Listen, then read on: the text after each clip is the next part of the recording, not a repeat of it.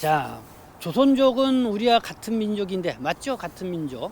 어떻게 중국에서 살게 되었나. 그래서 한번 저는 조선족 중국 동포에 대한 이해를 한번 가져보는 시간 또 이어서 갖도록 하겠습니다. 올해가 이제 고려인 한인 이주 160주년이라고 합니다. 그래서 고려인 단체에서부터 국내 촬영하는 동포 단체, 그 다음에 시민사회 단체들이 규합을 해서 160주년 기념사업회 추진위원회를 발족을 하기도 했습니다. 뭘까요? 고려인 강제이주 도표죠. 하바로스크, 블라디보스토크 하바로스크에서 1937년도 9월 9일.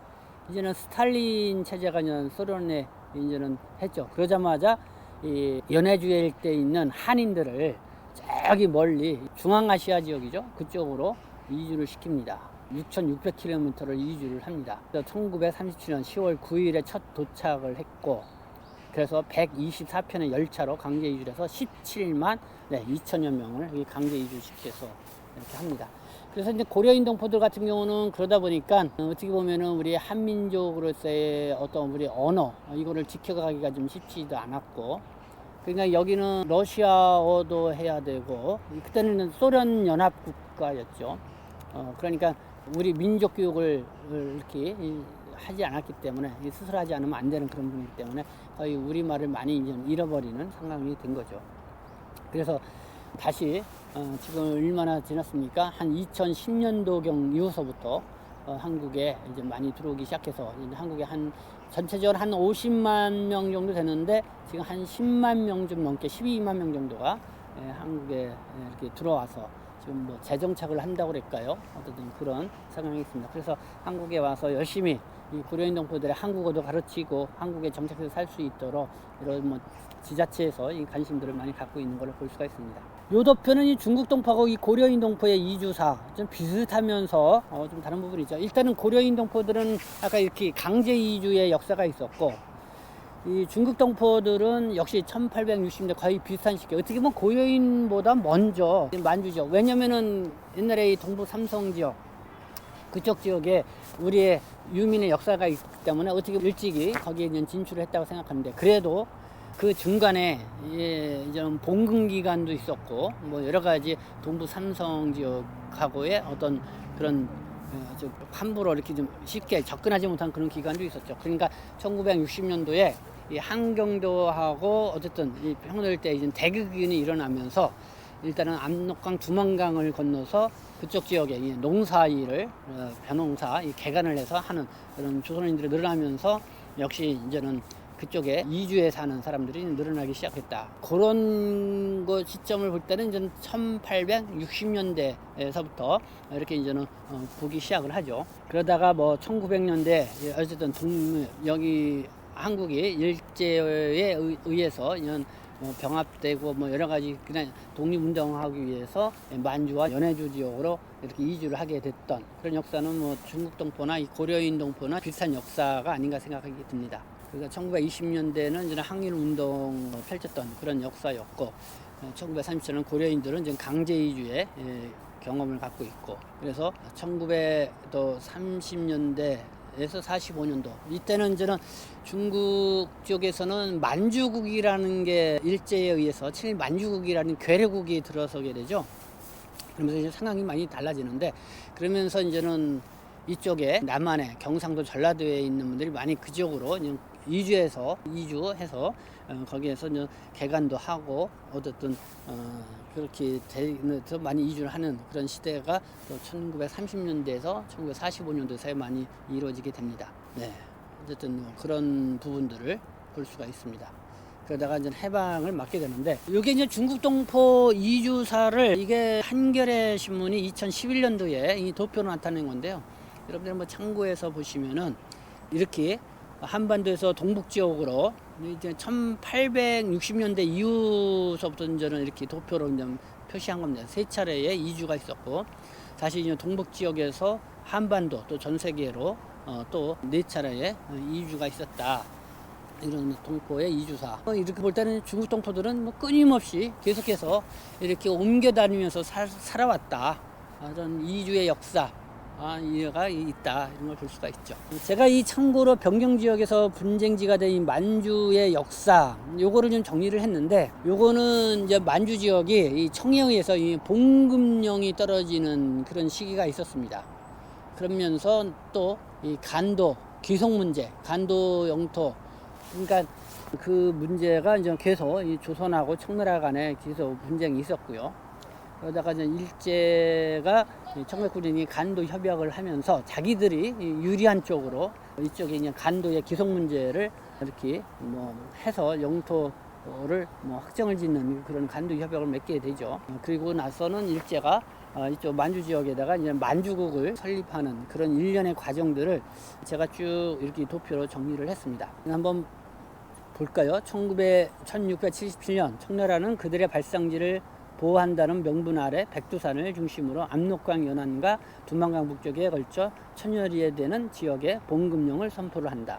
1710년도 백두산 정계비를 설치를 한다. 양국 국경을 이때 확정을 하게 되는데, 비문에 서로는 압록강, 동으로는 토문강의 분수령에 경계비를 세우는 것이라고 이렇게 비문에 명기를 했다. 여기서 이제 토문강이 어디냐, 이 두만강이냐, 아니면은 저기 송화강의 상류에 있는 토문강이냐, 뭐 그 분쟁, 그것 때문에 이제 간도의 기속 문제, 영토가 어떻게 되느냐, 그게 계속 이제는 분쟁으로 있었던 것이죠. 그러나 1710년도에는 바로 이렇게 토문강으로 이렇게 표기를 했다, 이거를 볼 수가 있습니다. 그리고 1740년도 4월 청나라가 봉금령을 서서히 이제 선포하기 시작을 하죠. 봉금령 어떤 내용인지 나와 있고, 1741년 길림지구의 봉금령을 확대해서 실시하고, 1742년에는 또 흑룡강 지역까지 이렇게 봉금령을 실시하게 됩니다. 이렇게 이제 청나라가 이 만주 지역에 대한 이 봉금령을 차차차 이렇게 확대를 시켰던 것, 그거죠. 아까 말씀한 것처럼 이 백두산을 해서 연변 지역이라고 할 수 있는 우리의 그쪽 지역을 청나라로 자기들의 발원지다, 어떻게 보면 신성한 곳이다. 그래서 그것이 다른 이민족, 뭐 중국의 한족이라든가 우리 조선인들이 와서 이제 더럽혀지면 안 된다, 그런 보호하에서 봉금령을 실시를 한 것이죠.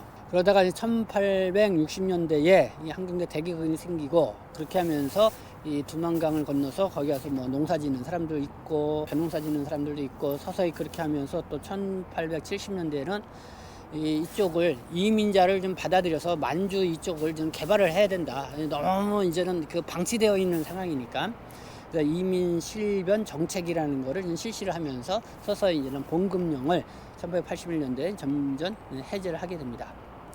그래서 이렇게 봉금령을 해제하게 된 이후에 이제 중국의 한족이 이제 만주로 진출하기 시작을 했고, 그러면서 또 다시 조선하고는 이 간도 이 기속 문제로 서로 외교적 분쟁이 이제 생기기 시작을 하죠.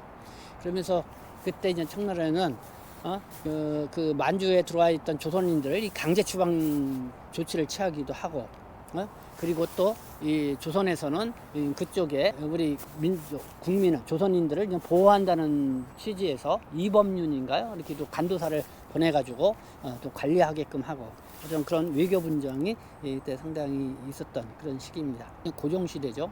그리고 1808년 가신정변이 있으면서 청나라가 어쨌든 조선에 대한 노골적인 내정 간섭을 하죠. 청은 황제국이고 조선. 그러니까 고종이 이 1897년도에 대한제국, 이 조선을 대한제국으로 국호를 바꾸면서 황제로 이렇게 등극을 하죠. 결국은 우리가 이 자주독립 국가다, 이거를 천명하고 나온 겁니다. 황제국가. 그래서 이 고종왕에 대한 평가가 아직 한국 사회에서 뭐 잘하는 왕이다, 못하는 왕이다, 뭐 이런저런 이렇게 해서 국가 쇄신해가지고 일제 나라를 빼앗긴 그런 망국의 왕이다, 뭐 이런 평가들도 있지만은, 대한제국을 이렇게 호칭을 박으면서 황제의 등극을 하면서 이렇게 했던 거는 상당한 의지를 보였다, 이 자주독립 국가의 의지를 보였다, 뭐 그런 측면에서는 좀 그래도 다시 해석할 볼 필요가 있지 않나 생각합니다.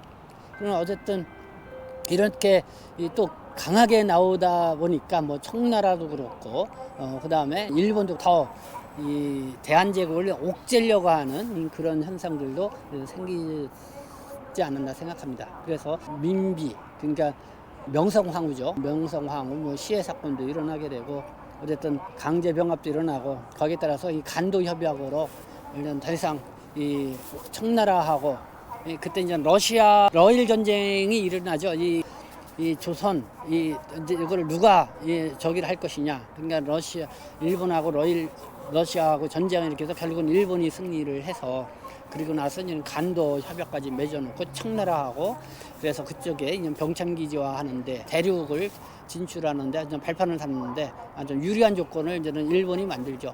그래서 간도를 옛날에는 일본도 이 간도는 이 조선인도 가서 있는 그런 곳이다 이렇게 인정했다가 이제는 이 청나라법에 따라서 이 관리가 된다고 해가지고 청에 어쨌든 손을 들어주는 그런 상황이 됩니다. 그러나 이 간도 협약은 어쨌든 당사자인 그때 대한제국이라고 할 수 있죠. 조선이 이 빠진 상태에서 청과 일본이 이 맺은 계약이기 때문에 이거는 불법성에 인정할 수 없다. 그래서 여전히 이제는 간도의 기속 문제가 지금까지도 계속 논쟁으로 있다.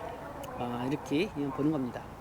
1905년도에 일사 협약 뭐 이런 게 있었고, 네. 어쨌든 뭐 이런 속에서 우리가 일제 시대를 맞이하게 됐고, 이 1930년대에 이 만주 지역에 이제는 만주국을 일본이 친일 정부를 이제 만든 거죠. 인공 정부를. 그렇게 하면서 이때 1920년대 한참 이 만주 일대에서 이 무장봉기라고 해요. 무장투쟁, 항일투쟁이 한참 일어났죠. 그때 이제는 만주국을 만듦으로써 어쨌든 이 친일 세력을 이제 만들었다. 그렇게 하면서 이 한국의 독립운동사에 있어서도 상당한 이 타격을 줬다고 할까요? 그런 현상이 있겠죠. 그러니까 아무래도 그쪽 만주가 만주국으로 되면서 어쨌든 친일 그때 이 만주국 같은 경우는 네 이렇잖아요. 이게 바로 이 사진을 보면은 만주국 수립 이걸 볼까요? 이거 보면은 이렇게 설명되어 있습니다. 일본 관동군은 1931년 9월에 만주사변을 일으켜서 중국 북동부를 점거한 뒤 1932년 3월 1일 만주국 성립을 선언을 했다. 그래서 만주국은 일본, 조선, 만주, 몽골, 중국의 오족 협파와 왕도, 낙토, 왕의 도로 다스리면서 낙토, 그러니까 뭐 낙원 같은 땅이다, 뭐 이렇게 표방을 하였으나 실제는 일본 관동군 사령관이 실권을 장악한 괴뢰 국가였다. 수도는 장춘이고 그 청조의 패제 부의왕이죠. 이를 이제는 집정에 이제 앉혀놓고 그리고 그쪽 지역을 명목상 그렇게 앉혀놓고 이 대륙 전쟁의 정창기지화를 시키는 그런 발판을 삼았다. 그래서 이 친일 만주국 이거 등장으로 해서 한국의 독립운동에 큰 타격을 주었다. 그러니까 20여 년간 이 무장 독립 항쟁의 기지였던 만주를 그때 민족 계열의 어쨌든 그런 독립운동가들은 다 중국 남방 지역으로 이주를 하고 어쨌든 중국 본토로 이제 근거지를 옮기고 이쪽 지역은 공산 계열의 이제는 독립운동 그래서 중국 공산당하고 같이 손잡고 항일투쟁을 하는 그런 독립운동이 이제 만주 지역에서 이제 치열하게 이루어지게 되는 그런 상황들을 우리가 볼 수가 있습니다. 그런 속에서 나중에 해방을 맞게 되고 그 해방되기 전까지 이 만주 지역에 거주하고 있는 우리 한인이 한 200만 정도 됐다고 해요. 근데 해방 이후에 한 반 정도, 100만 정도는 다시 이쪽 한반도 쪽으로 이주했고 한 100만 명 정도가 다시 그 만주 지역에 있었죠. 그때 이제는 중국 공산당이 있으면서 항일 운동에서 우리가 이길 경우에 토지도 주고 중국 국민으로서 살 수 있도록 그 권한을 주겠다 하니까 아마 중국 공산당 계열 쪽에서 항일 운동을 했던 그런 사람들이 이제는 그쪽에 많이 이제 남아있게 되지 않았나 하는 생각이 듭니다. 어쨌든 이 만주에서 이루어지는 그런 역사, 그래서 나중에 그렇게 남아있는 사람들을 나중에 이제는 중국 정부가 수립이 되고 나서 1949년 시간이 지나서 조선족으로 이렇게 명칭을 붙이고 그리고 나서 1952년도에는 연변자치구였다가 연변자치주로 만들어지면서 어쨌든 자체의 이제 민족 교육하고 민족 언어 뭐 이런 거를 이렇게 가질 수 있도록 이렇게 해주는 그런 역사적 배경을 띠고 있죠. 그래서 참 저는 이 역사를 보면서 이 중국의 조선족 동포들의 역사, 네, 참 또 새롭게 좀 생각들은 들긴 한데 상당히 우리의 한 슬픈 역사에 아니면 단면처럼 수밖에 없다. 그 당시에는 정말 그럴 수밖에 없는 그런 시대적 상황인 것들을 우리가 충분히 좀 이해를 생각을 해야 된다. 그래서 이제 중국 조선족의 어쨌든 그런 흐름의 역사를 우리가 좀 어느 정도 이해를 하면서 그러면은 우리가 서서히 해방 이후에 일본이 이제 패망하고 나서의 우리 이제 중국 동포들의 정체성과 어쨌든 그 중국에서의 삶이 어땠는지 사실 또 이거를 이해할 필요가 있겠다 이런 생각이 듭니다. 그래서 그것도 여러분들 계속해서 여러분들에게 말씀을 드리도록 하겠습니다.